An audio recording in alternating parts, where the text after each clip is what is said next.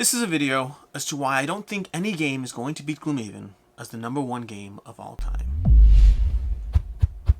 Gloomhaven is the #1 game on BoardGameGeek, the most popular website in the world for board games, at least as of now, and I imagine to continue for quite some time.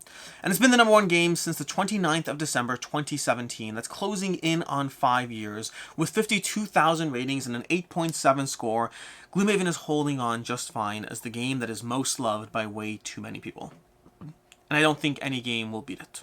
Or at least not anytime soon. And by not anytime soon, I mean like really not anytime soon. And I'm pretty sure I'm including Frosthaven in that mix, although we'll talk about Frosthaven as well later. But Gloomhaven has held strong for 5 years, closing in on 5 years, and unless that gets overtaken soon, then that's going to put it as the game that has lasted as the #1 game of all time on BoardGameGeek longer than any other game. Twilight Struggle, which was the #1 game for roughly just shy of 5 years, is roughly where Gloomhaven is now, and Gloomhaven isn't losing quite yet, so unless Gloomhaven loses in the next few months, it's going to beat Twilight Struggle. Puerto Rico is actually a more complicated one, because Puerto Rico lasted for around 5 years, with a period of an additional 7 months later, so it kind of had a full 5-year chunk, a little bit of a beat-in, and then back to the #1 for another 7 months or so. So Puerto Rico is doing pretty darn good as far as holding that spot. But you have to remember that Twilight Struggle and even Puerto Rico held these spots with less competition, and so their achievement, while impressive, is less impressive than what Gloomhaven has done and is doing. And with the board game hobby constantly growing and constantly getting bigger and bigger, and the way BoardGameGeek actually takes into account its ratings, over time, given enough focus, given enough anything, given enough growth in the hobby, it is absolutely possible that a game will beat Gloomhaven. But I don't think it's going to happen anytime soon. And this video is just why. A conversation around the nature of ratings, the nature of the growth in the space, the nature of things eclipsing the space, the nature of things managing to achieve a locked-in point when it will and won't last.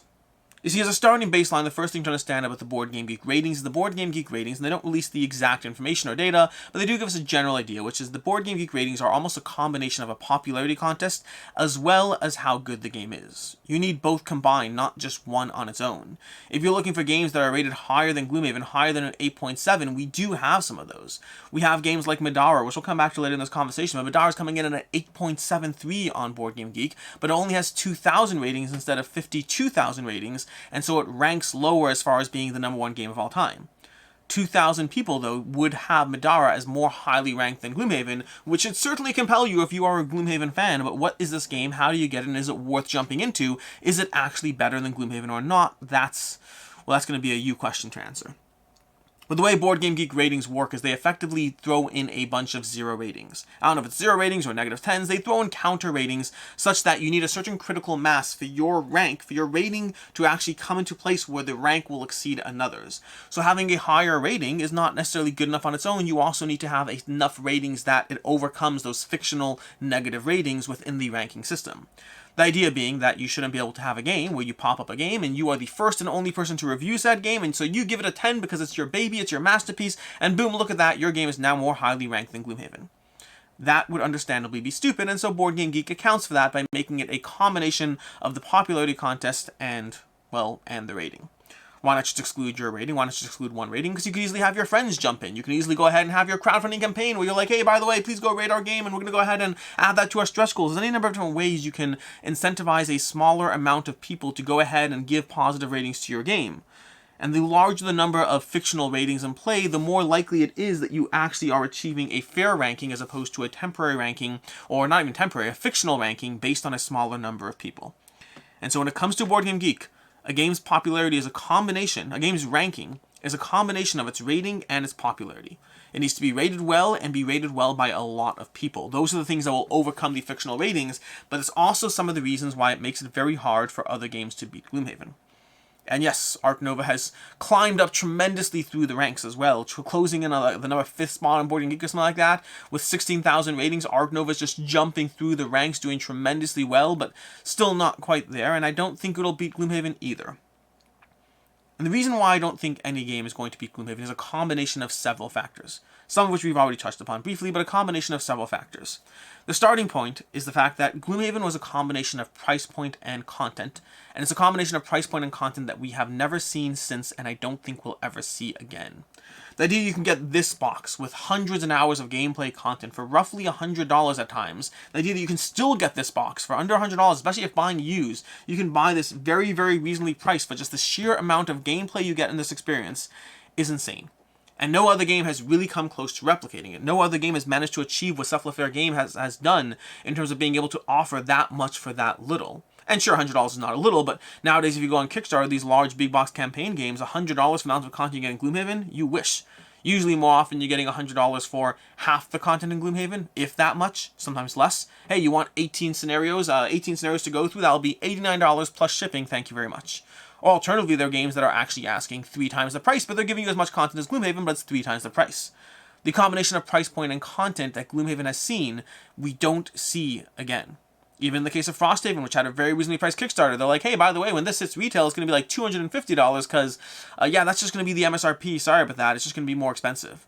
So sure, the people on Kickstarter got a phenomenal deal, but everyone else is going to have to pay a higher price point, and a higher price point almost certainly demands a higher rating in correspondence with it. Not always. Some people will rate and rank something irrespective of the actual price paid, but I don't know about you, but when I'm ranking a toaster on Amazon, when I buy a toaster on Amazon, the rating I'll give a toaster when it's $30 versus the rating I'll give a toaster versus $350 is going to be very different if both toasters do the same thing. Price point does have an effect on content. This is a great game, but it's a better game because it's so affordable, it's so cheap, it's so reasonably priced, and so yes, I'm going to give it bonus points for that alone. Or hey, your game is $300 and it was really, really good, but also it wasn't $300 good, and so that is going to reflect my own mental adjustments to that score. Gloomhaven's price point and content is something that I don't think we've seen since Gloomhaven, and I don't think we'll see it. I mean, even Madara maybe, and that one has a high rating, so that one's not even the best example, but I don't think we'll see that combination again or since. I think Gloomhaven has done a tremendous job at saying, hey, we're going to be ambitious in not just what this game is, but we're going to be ambitious in the price point we can give it to you for. Secondly, and along the same lines, is the novelty for its time. Gloomhaven came into the mix with this giant 100-game campaign game sequence, or whatever you want to call it, this box over here, and it did so at a time when this wasn't the go-to genre, this wasn't the go-to mode, this wasn't what people were used to seeing. Legacy games were just coming into popular domain. I believe Pandemic Legacy is the game that managed to hold the ranking spot. Pandemic Legacy managed to hold the #1 game of all time for maybe a year and a half, 2 years before Gloomhaven did. A lot of people were not happy about that either, by the way, but that goes to the testament of the idea that sometimes people will rank something based on the fact that what they're seeing is an innovative experience that gives you something that you haven't seen elsewhere and incentivizes you to reach out, incentivizes you to rate something, incentivizes you to offer your opinion because of how cool something is. Pandemic Legacy did that. It managed to outseat, knock out. It managed to, there's a term here, it managed to, not outseat, there's a word. It managed to knock out Twilight Struggle as being dethroned. That's the word, outseat, dethrone. It managed to dethrone Twilight Struggle as the #1 game of all time, and I think it did so partially because the experience it did was incredibly accessible, reasonable price point, widely available, and just novel for its time. It was not the first Legacy game, not by a long shot, but it was the one that made Legacy games popular as a genre to dive into more, and Pandemic Legacy managed to hold on to the #1 spot for a year and a half, 2 years, whatever it was, as a result of that. And it's not a surprise to me that the thing that unseats Pandemic Legacy is the next novelty in its progression. This is not a Legacy game, although it is a little Legacy game, at least until you get the removable sticker pack, but this is a game which you're going to be playing through 100 games. It's a game which you're going to be basically playing almost a D&D campaign, leveling up your character, going through tactical choices in this dungeon crawl, but a dungeon crawl that's more heavily strategy-based than any other dungeon crawl you've played till now, much less dice than you've seen in more dungeon crawls. It's just such an innovative experience with leveling up and progression across 80-plus missions in the game. It is something novel for its time. And since then, since 29th of December 2017, we've seen many, many other games try to replicate what Gloomhaven has done. And we've seen many games do tremendously well. We've seen many games find their audience and be successful and just be good at what they're doing, and it's not a bad thing, but none of them have managed to unseat Gloomhaven as far as being that first one that captured your attention. The novelty for its time aspect is done. In fact, I would argue almost the reverse. People more and more are getting sick of campaign games. Sick is a bit too strong a term, but being cautious after backing campaign game after campaign game, and the very nature of many of these being on Kickstarter means you can easily back 5, 6, 10 of them before they start showing up and before you start realizing you have a problem on your hands and you suddenly start being more mindful about the next ones you back because you realize you don't have the time or energy to play the ones you already have coming or are already at your house. The novelty of big box campaigns is not gone, but the ability for people to engage with them realistically as opposed to from a stance of, well, I hope I can make this work, that aspect has gone down. It's just the nature of people and time and attention. And so what we need to have happen is effectively we need the board game hobby to grow at a faster pace than the amount of campaign games relative to the people in that hobby. And while the board game hobby is growing, I don't think it's growing at a faster pace. If you have, just make up fictional numbers, if you have one Gloomhaven for 100,000 gamers, that's fine. And if you have another 2 games come out for another 200,000 gamers, that's fine too, but we're not seeing that. We're seeing the number of gamers go from 100,000 to 200,000, and the number of Gloomhavens go from 1 to 17. The ratio of time where people can split their energy, time, and attention is getting harder and harder with campaign games, and while that doesn't mean a campaign game won't be well loved by its audience, see Madara at 8.73 rating with 2,000 ratings, it does mean that that campaign game is going to have a harder time being rated by 52,000 people and eclipsing Gloomhaven. And that eclipsing is harder when you're talking about a rating that starts at an 8.7. That is a very ambitious rating. That is a game that is loved by many. It doesn't take a lot for people to just say, hey, you know what, this game's not for me, and you just need a small subset of people for your ratings to drop very quickly. It is hard to achieve those higher numbers. There's a reason 8.7, 8.73, there's a reason these are the numbers that are eclipsing any other number. The reason these are the numbers that are the best out there in the space. Additionally, point number 3, is Gloomhaven had Kickstarter plus retail availability. It had both. And both together does a lot for a game. And both together is generally hard to achieve or achieve well. It's hard to achieve well, both Kickstarter and retail, while not compromising one offering or the other, but I think Gloomhaven managed to do so before the Kickstarter market was too oversaturated, and it managed to hit that retail availability in a way that has continued to manage to do well in a way that other big box games are going to have a harder time struggling with. There's only so many boxes of this size that a retailer can stock on the shelf before they're like, I have to sell other games. A single Gloomhaven takes up 5-6 other games. What am I going to sell more of? You have to make that decision, and you have to make that decision not just around Gloomhaven, but around 15 campaign games you're making a choice around. And what are you going to stock? Gloomhaven or 14 other campaign games that aren't the #1 game of all time? I know which one you will stock, and that is where hype follows hype, which is reason number 4. We'll get back to that, but we're going back to Kickstarter and retail availability. Gloomhaven had both. Gloomhaven has had strong Kickstarters, multiple strong Kickstarters, and they've had Frosthaven as well, further boosting it into the public sphere even more so and more so. But they've also had retail availability time and time again. That means more ratings. More ratings means more popularity. If you have a good game, the more people who get their hands on that game, the more well-rated the game will be. Not the more well-ranked the game will be. Madara, like I said already, is an 8.73, but only with 2,000 ratings. We have Arena of the Contest, we have Uthia Torment of Resurrection, we have Too Many Bones Undertow, and many, many more games, all of which are rated higher than Gloomhaven. That's right, Arena of the Contest is rated higher than Gloomhaven. Uthia Torment of Resurrection is rated higher than Gloomhaven. Too Many Bones Undertow is rated higher than Gloomhaven.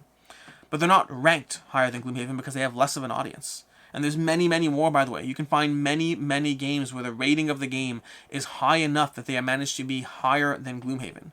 Which sounds like something you're not used to because Gloomhaven is the #1 game of all time, but it's the #1 ranked game of all time. It's not the #1 rated game of all time. And sure, I'll be the first to admit that 10 ratings, you should kind of ignore that product because 10 ratings is just not enough. But 2,000 ratings is compelling. Madara, at the very least, has got to be at least as compelling as Gloomhaven, just on the sheer scale of the rating and ranking system. I mean, 2,000 people ranking this game higher than Gloomhaven on aggregate, that's an ambitious thing. Same with Arena, Uthia, Too Many Bones, and many, many other games. I mean, at the end of the day, Gloomhaven, as much as I do adore it, is not my #1 game of all time. There are many above it, and so there are many who feel that way in general. The combination of Kickstarter availability plus retail availability does mean that Gloomhaven consistently gets more ratings. Again and again and again. And Jaws of the Lion only contributes to that by getting people in the Gloomhaven door and then having them go from finishing this campaign to wanting more, and this big box is staring them in the face, being able to jump in on that. And Gloomhaven Digital as well, because that's even more people who can go ahead and say, you know what, I don't own Gloomhaven, but I'm going to go ahead and rank it because I've played through the entire digital campaign, or better yet, or worse yet, depending how you look at it. I do own Gloomhaven, but I don't actually play it, but I have played through the digital campaign, and so I'm going to rank Gloomhaven. I'm going to rate Gloomhaven highly. More availability, both in terms of the Kickstarter, in terms of the retail, in terms of the pathway that Jaws of the Lion gives you, in terms of the digital platform, they all give Gloomhaven an edge that so many of these other games just don't have access to. More ratings is a good thing for a game. And then lastly, hype follows hype.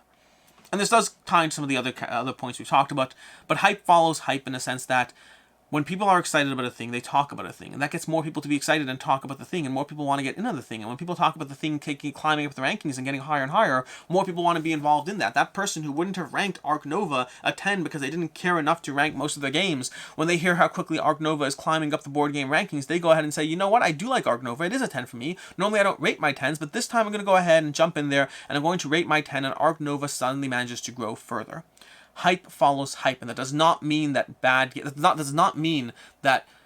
games are being ranked highly, but it does mean that good games are getting more exposure, more attention, and more energy thrown at them in terms of climbing the ranking system. I think this helped Gloomhaven for a very, very long time as Gloomhaven was climbing the charts and everyone wanted to be in on the #1 game of all time. I think this is helping Ark Nova as it accelerated from basically out of nowhere into like the top 10 on Board Game Geek within a year or less, and is continuing to climb, and it may, but I don't think it will actually beat Gloomhaven. For context, by the way, the ratings on Ark Nova are lower than Gloomhaven, so it's not purely the fact that Gloomhaven has 52,000 ratings, Ark Nova has 16,000 ratings, but the ratings on Ark Nova, I believe it's like an 8.4, something like that, as opposed to an 8.7, so the rating itself is actually lower, which is why more ratings would not be enough just yet. Again, you need to have both more ratings and higher ratings. Both need to be true. Versus the #1 game, the #2 game of all time right now is Brass at an 8.66. Brass is coming in, which means, again, even though it's close, that's still a very large gap to bridge if you want to become #1. Brass, Birmingham, for context. But yeah, hype follows hype. And it's harder to be hyped about the next campaign game when campaign games are no longer exciting and new. It's hard to be hyped about the next campaign game that's offering you a ton of content because Gloomhaven already did it. And everything is referred often to the clone of what it is. That's a Kingdom Death Monster clone, that's a Gloomhaven clone, that's a 7th Continent clone. When something is successful, when other things try to be as successful by mimicking the formula, they're often referred to as clones, which is not necessarily a bad thing. That can bring attention to a thing, but it also stops that thing from exceeding the thing that it's a clone of. It's not the newest hype thing on the planet. It's the thing that's a clone of the other thing that's currently #1. And so yeah, sure, pay attention to it all you want, but it's not the thing that you should be giving the most effort, time, and attention to. Hype follows hype. Gloomhaven was ambitious and notable in a way that games haven't been in a long time. It established a presence in digital content, it established a presence in offshoot content, even Crimson Scales, the fan-made expansion, which is like a giant box, this thing behind my head over there, a giant box that is made just of pure fan-made content, has managed to become incredibly successful. It has managed to establish a tremendously large user base of people who involve themselves in the world of Gloomhaven in one form or another. Gloomhaven hit campaign content and entered people's collections before people started to become burnt out on campaign content. It managed to do something incredible in a way that no other game has done yet or will do for a long time. Even Frosthaven I am skeptical of. Frosthaven is going to have to beat Gloomhaven, and it's going to be hard to do so for a number of reasons. The first of all is the inherent aspect that every person who plays Frosthaven is going to compare it to Gloomhaven, and some will find it better, some will find it worse, but you have to have more of them finding it better for that to be an interesting enough conversation. Additionally, how many people are going to involve themselves in Frosthaven and actually rate Frosthaven the way they have Gloomhaven? How many people are going to take into account the new price point once it hits retail? And that's where the question mark comes in, because it could go either way on this one. As a general baseline, sequels don't do as well as their original games. Pandemic Legacy 2 did not do as well as Pandemic Legacy 1. Pandemic Legacy 3 did not do as well as Pandemic Legacy 2. Or 0 as 2. Actually, I'm not sure about that one. Pandemic Legacy 0 did not do as well as 1. I don't know if it did better than 2. But overall, offshoots tend to not do as well as their originators for a variety of reasons, including the fact that generally with an offshoot, you are targeting a large percentage of people who dove into the first one, but you're not always able to get as much outside the first one as you were the first time. Meaning if 100,000 people play Gloomhaven, it's more than that, and then you have 50,000 of those people diving into Frosthaven, you might only be able to get 30,000 completely new people diving into Frosthaven who never dove into Gloomhaven. Usually the sample size you're able to engage with is smaller than the original. Not always, usually. And this is where Frosthaven could go either way. It's been a long time now. It's been 5 years since Gloomhaven first came out, or 6 years since it first came out, and that does mean that you may well have people who decide that they weren't ready for Gloomhaven at the time, and they weren't interested enough in paying that at the time. It may be the new hype of Frosthaven, that's the time to jump into it. So maybe I'm wrong. Maybe more people do dive into Frosthaven. Maybe Frosthaven is finally the thing that gets to beat Gloomhaven, and even if it does, it's only partially notable, because it's still Gloomhaven. It's Gloomhaven 2.0. And it's still based on the success of the previous thing that it was. And so it might beat Gloomhaven. I'm skeptical that it will, but even so, it's not the same as something entirely new beating Gloomhaven. So what will it take? What will it take for a game to finally beat Gloomhaven? Well, it'll take the perfect game at the right time. A great game that either innovates on something new or perfects something that already exists. A game that has retail availability, probably along with Kickstarter retail availability too. Both of them generally help a game. Kickstarter brings a lot of focus and attention on games off the bat, and the retail availability keeps the game in the public eye for a long time. You probably need both of those. You'll probably need a price point relative to the content that is equal to what Gloomhaven did, which is going to be hard to do, especially as price points around the world continue to grow up on any number of different types of content. You'll often probably need to have adjacent content to keep people invested and involved in the product. Adjacent content can be anything from offshoot games to digital content to expansion content to whatever it needs to be done to continue keeping that game in the public eye as long as possible. And all those things need to be the perfect storm at the perfect time. Will it happen in the next 5 years? I'm skeptical that it will. But the board game space, and this is where light remains at the end of the tunnel, although light remains for this conversation is a very strong stretch because it's not a serious enough conversation, but the hope in the space is that the board game space is ever growing. And as the board game space continues to grow, as we go from 1 million people playing games to 2 million people playing games to 10 million people playing games, inherently the sample size of people that could be pulled in by that next smash hit does grow larger. And so even though more and more content is put out, the potential for something finding that perfect storm does get better every single year. There's more competition, but the one that actually makes it will have a larger user base to make it on. It's part of why Ark Nova managed to do so well so quickly. The larger the board game space, the more press, the more attention something gets, and the more people for whom that attention is relevant to, the more likely it is we'll finally see something beat Gloomhaven. I'm just not confident it will happen in the next 5 years. In any case, and until next time, I'm Alex Radcliffe from Board Game Co. And let me know if you think I'm wrong. Let me know if you think we're going to see something beat Gloomhaven, even if it's Frosthaven or not, in the next 5 years.